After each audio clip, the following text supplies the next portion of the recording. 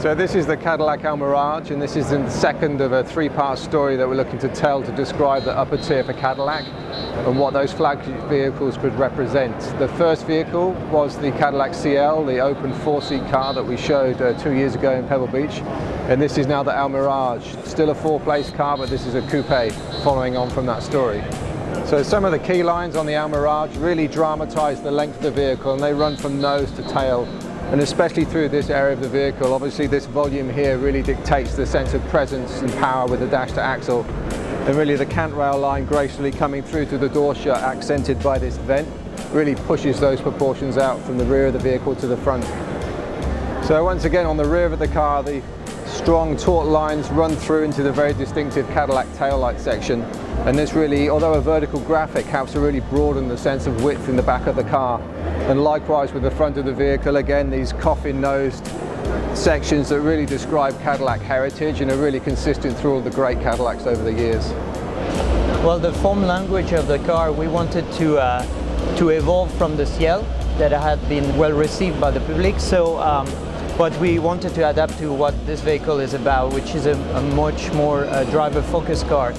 We still wanted to have a cross-car element on the top to communicate about the spaciousness of that car, but also have this kind of cockpit feeling by having the typical connection from the IP to the dash. The way I did it though is I did it on the lower part, so it doesn't cut the IP into half. That was important for me to still preserve this cross-car element that the CL had.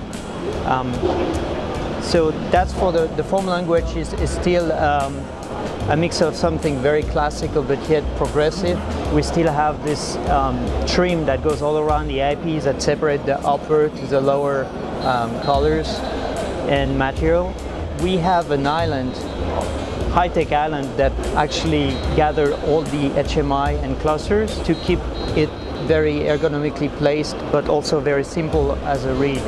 It's a little bit the timepiece that you have on your wrist that you want to actually see on the cluster. But the way we wanted to still benefit of the large screen in front of the driver is having transparent gauges on the top of it. So you can have the whole width of the display but still have nice analog element on the front of it. There's always a compromise to access the rear seats of a coupe, and we didn't want to have any compromise. So the first thing, we have a large door which already allows a nice access to the rear seat, but we didn't think it was sufficient. So what we created is a functionality where the rear seat is actually moving forward and meets you at the entrance of the car, and you sit in, and then actually when you touch the button again, the seat goes all the way back as well.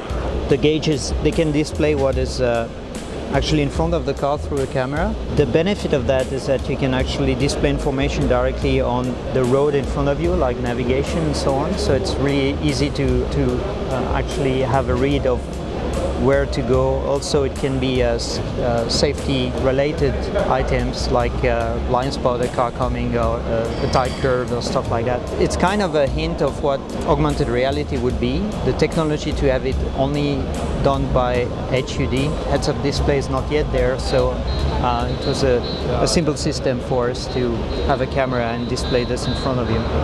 Next step being, of course, having it directly displayed on the windshield. In the CL, we had massive Hollywood being milled, and on this one we wanted to do something a little bit different. So we used veneers that our craftsmen actually worked in 3D and placed in 3D.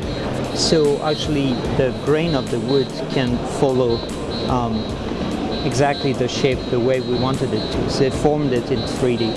So you see, for example, it's car line on the center console, and then as it goes on the door, you've got the grain flowing with the door. That was actually more complicated to do than it looks.